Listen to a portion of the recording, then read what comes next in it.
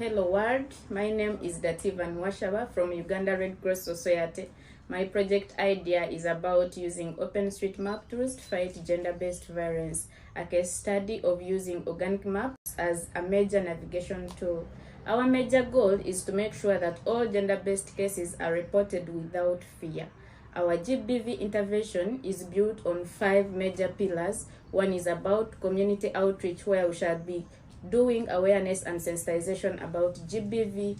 Then the second one is about partnership building, whereby we have Uganda police, hospitals, and other organizations. Then incident response, we shall be using organic maps to report the cases, whereby they shall generate GPS points to respond to GBV victims. Then finally, remote mapping, where we shall add buildings and roads on the map.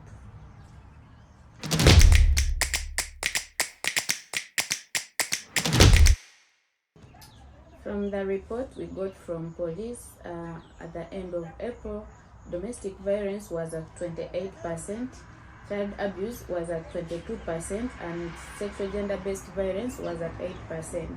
We were able to provide a phone to the Department of Community Liaisons Office at police to make sure that they respond to these calls and messages quickly.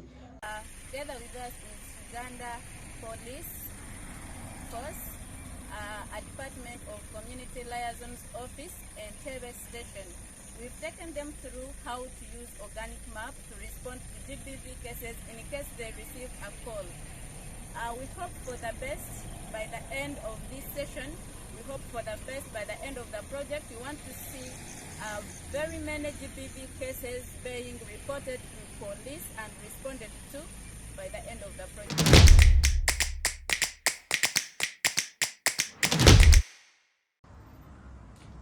I see my project being extended to other branches in my national society, and also GBV cases being reported using our organic map tool.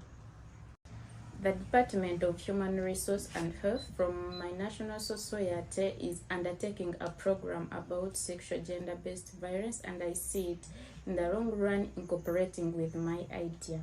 About the challenges, we might encounter limited funds to support our activities, which shall be solved by soliciting funds from well-wishers and also seek support from my national society, as well as designing printouts. Then technical breakdown of the app, and it will be solved by using direct Google Map from the smartphones.